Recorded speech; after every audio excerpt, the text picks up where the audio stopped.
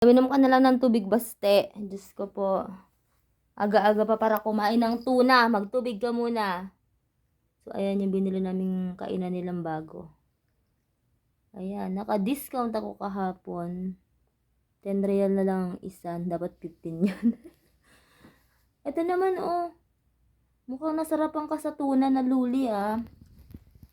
May bago kasi kami biniling ano pala. Ayan, wet food. Ito yung brand na Luli Chai, ano to, Thailand. Tawag dito. Yung creamy treats nila kinakain ganyan din. So, nagustuhan ng maarting pusa na si Baste. Ayan, nagbabantay siya lagi dyan sa kainan. Mamayang gabi pa yung kain ng wet food nila. Ito yung chicken. Meron pa siyang isa na flavor. Ito naman yung beef na kinain nila kagabi. Mukhang nasarapan ang Don Baste. Ayan oh. Nagbabantay siya. Kasi papalitan na namin tong Friskies. Kasi ito mahal. Si Luli mura lang. 4 to 5 SR lang. Ito kasi maabot to ng 10 SR ang isang lata. O diba? Mamaya ka na kumain ng tuna, okay?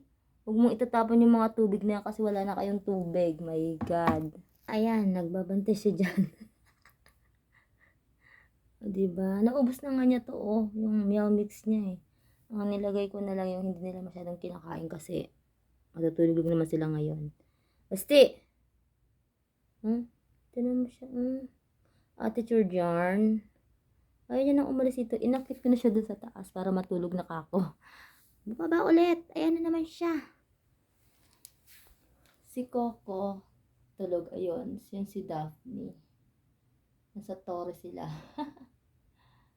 Ayan. Basti.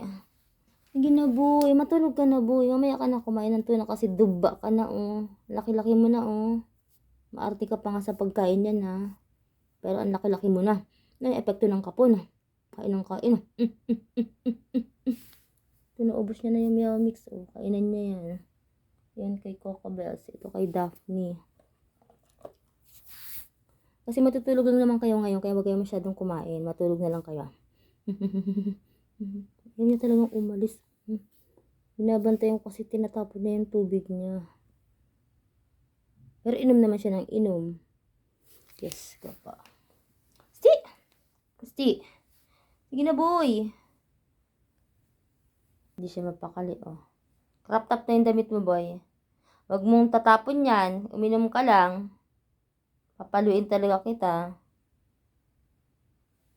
Inom na. Ayaw mo na talagang umalis dyan. Dapat gantong oras tulog ka na, eh. Pero nandiyan ka pa rin, nakatambay. Diyos ko po, na-addict na siya sa Luli.